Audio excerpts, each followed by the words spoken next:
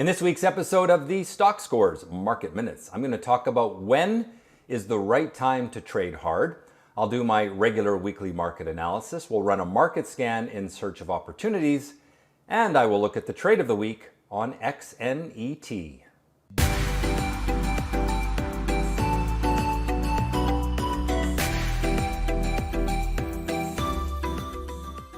All right, so let's talk about when to trade hard. First of all, what do I mean by that? In most jobs, if you work hard, you make more. In trading, it doesn't really work that way because there is this force that we have no control over, and that is the stock market itself.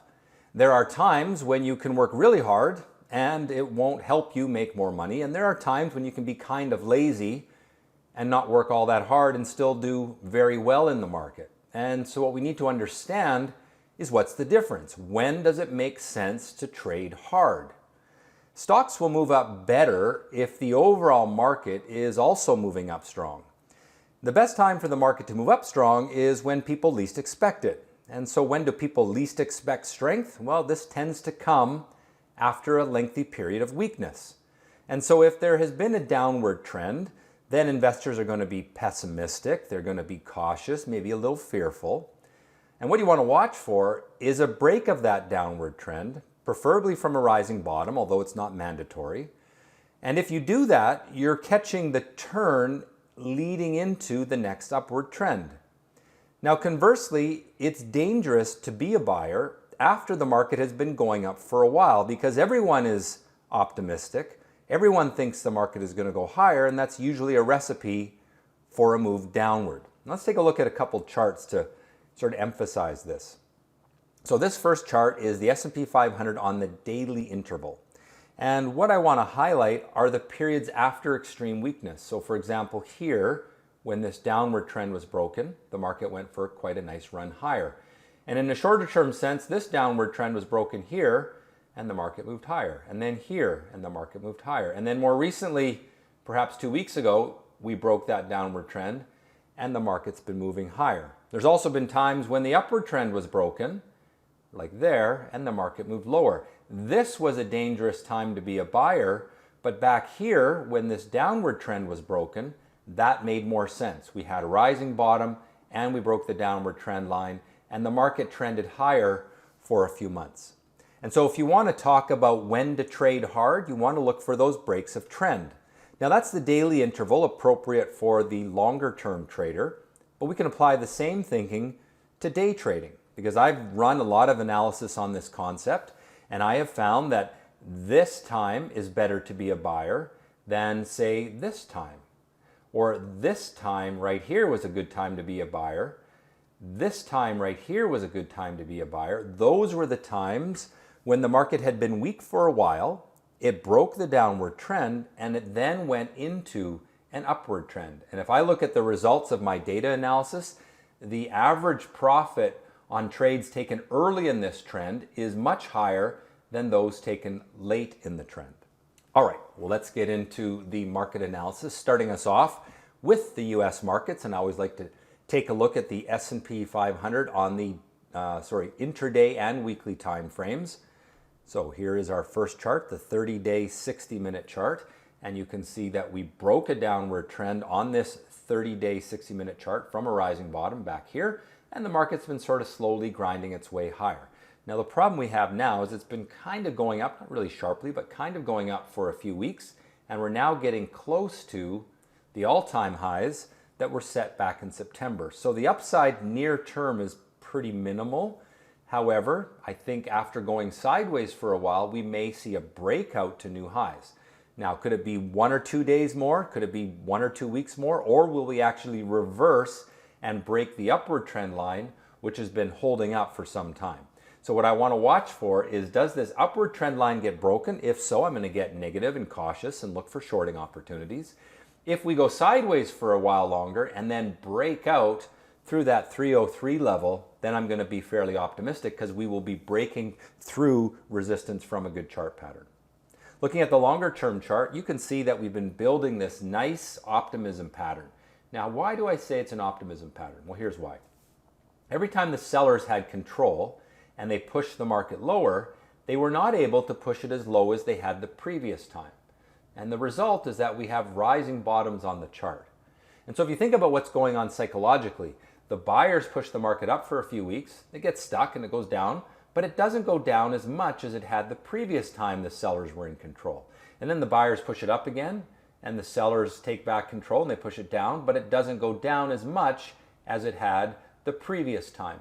And that's why rising bottoms are a sign of optimism. So we have built this pattern. It's called an ascending triangle. It's an optimistic pattern. We've built this pattern for a little while. What we need to see now is the breakout through resistance. And I don't think it's going to happen right away. We probably need at least a few more days of sideways trading.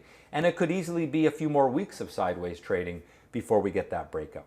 And as long as this upward trend line is in place, I'm going to remain optimistic. Looking at the Russell 2000, it does not have that optimistic pattern. And if you like to trade the small cap stocks, you will know that there hasn't been a ton of good activity in those small caps. We're essentially in a sideways trading range. And until we can break out of that sideways range, I'm not going to get too excited. So there is select stocks that can do well, but in general, this market is not a solid place to be. All right, on to the Canadian markets. And we have the TSX on a 30-day, 60-minute time frame as well. And you can see that we had a downward trend line that was broken, but we haven't really had that develop into an upward trend, unlike the S&P 500, which has sort of been grinding its way higher. The TSX has really lagged. A lot of that due to weakness in gold and in oil, which had been quite strong earlier a few months ago, and they're kind of lagging now. And so I think that's a big reason why. If we look at the longer term chart, you can see that we still have a generally good pattern because we have this rising bottom that is formed, and we recently broke out from that, what we call a pennant pattern. But we haven't got the follow through yet. I think it could happen very soon. I think that we should see some strength soon. But for now, I want to remain relatively cautious because I need to see some breaks to the upside, some excitement, breaking some of that sideways trading that we've had the last few weeks.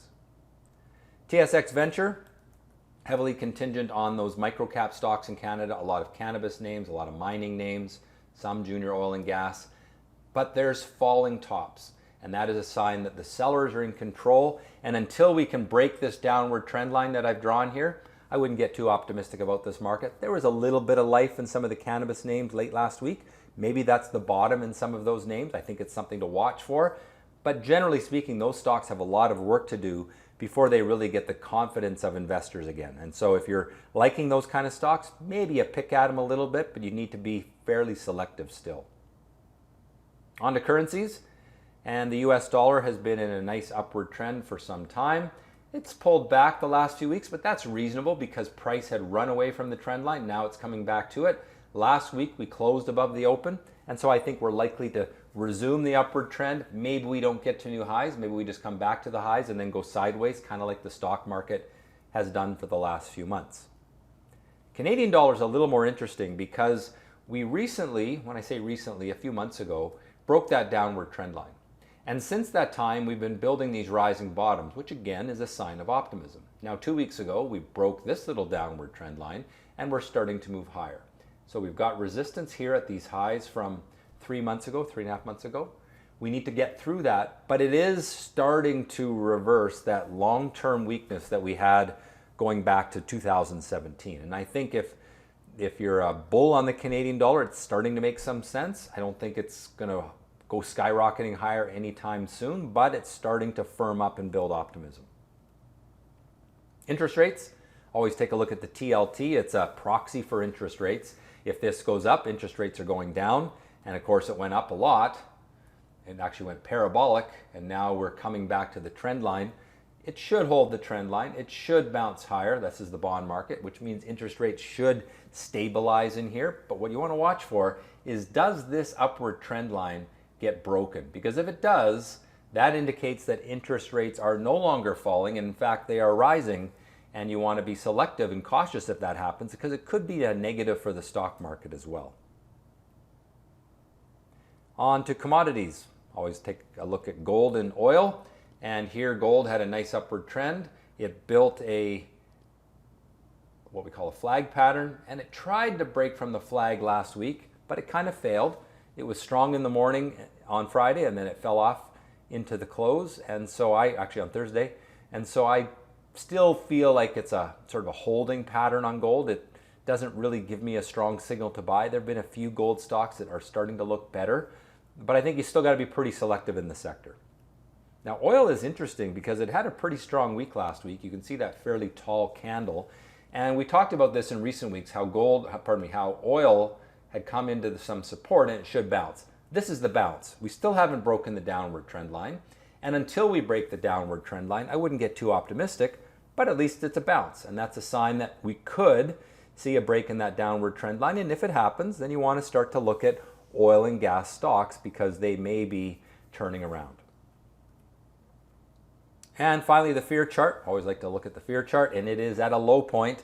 This is the VXX, which is a indication of the options premium or the futures premium, the time value in the futures contracts for the S&P 500, and it's low, which means people aren't buying insurance, which means they don't think the market's going to get volatile near term, and that is a sign that there's not a lot of fear.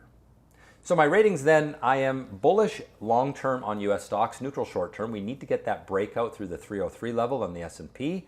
Canadian stocks, neutral on both time frames. Gold, neutral on both time frames. Oil, neutral long-term and bullish short-term. I do like how that market bounced back this week. We could see an actual break of that longer-term downward trend line soon, so keep an eye on that. US stocks are building an optimistic sideways pattern that should lead to a resumption of the long-term upward trend. However, Canadian stocks are lagging and they need to break their short-term pullback before I'm going to get too excited. Gold and oil came alive a little bit last week, but oil has held the short-term strength better, I would say. Gold kind of failed in that regard, and fear is low.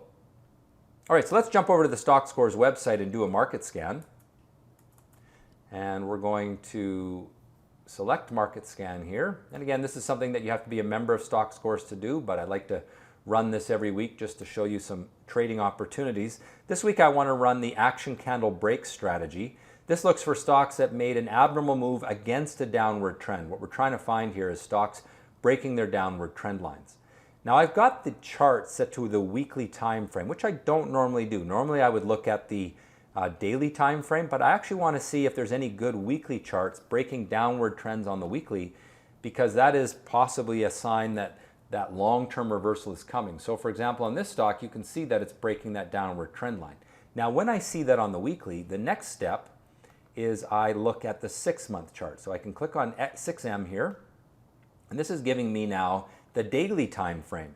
And you can see there that that downward trend line has been broken. We've built a rising bottom, and we traded strong volume breaking the downward trend line. That's a solid chart pattern setup. This daily chart, I'd give a 7 out of 10. It looks like it's not only bottoming, but trying to reverse and move higher in the near term. All right, so moving along, that's the kind of thing I'm looking for with this scan. I'll just keep cycling through until I see something similar, and if I do, I will stop. Most of these stocks have been really beat up and they don't look all that awesome, but this is why we use a market scan tool, because we can go through 20 or 30 stocks in just a minute or two, and if you know what to look for, I can teach you what to look for. When you see something that looks promising, click on it, say, okay, a little bit of life there. Let's take a look at that daily time frame, 6M. And I see that and I say, it's good, it's not great. I like that there's rising bottoms that have been building. However, we're still under that resistance level. I like the volume coming in, I like the price action, but I'm a little worried about this resistance and then this resistance. So I would give this one a 6 out of 10. Moving along, we're almost done here. A lot of these stocks showed a little bit of strength last week, but they haven't broken their downward trend lines, and that's why I'm skipping past them quite quickly. I will pause when I see a breakthrough resistance, preferably from a rising bottom. Those are the kind of things I look for. This is a scan I like to run every day. I don't usually run it looking at the weekly chart because I want to see the shorter term time frame, but if the weekly time frame is good, then that's a solid sign. So we did the scan. I think one good stock out of the scan. Don't really like too much else. Now I want to go to the day trade of the week. This is an educational thing. I just try to show a trade from the previous week. And this week's day trade of the week was my sort of favorite stock early in the day on Friday. So I have a service called Active Live where people watch my analysis screen, and I talk a little bit, try to describe where I see the market going for the day, and make a little bit of a comment on some of the stocks I see, especially early in the day. So XNET was one that I felt that stood out, and the reason was it was making its action candle with strong volume. You can see the volume is a lot stronger than the previous day. This is a 2-minute chart. And so that was our buy signal right there. Now, I apologize, it says DERM there. That was last week. This should be XNET. And for $100 of risk on this trade, it required a position of 900 shares. So if you're willing to take $200 of risk, then you would take 1,800 shares. $300 of risk, 2,700 shares. You get the idea. 900 shares of this stock cost $2,493. We can't margin this stock, at least most brokers will not margin it, so you have to put up all of the capital, and the reason is it's under $3. So for basically $2,500, you control 900 shares. This thing was a rocket ship. It went up all day long, huge gains, ended up with an 18.7 RR gain, which means for every $100 of risk, it made $1,870. That was a 75% return on a one-day hold. Well, that has been the Stockscores Market Minutes for, October 28th, 2019. Hope you have a good Halloween. More importantly, I hope that you click on that like button, subscribe to the channel, and as always, trade well.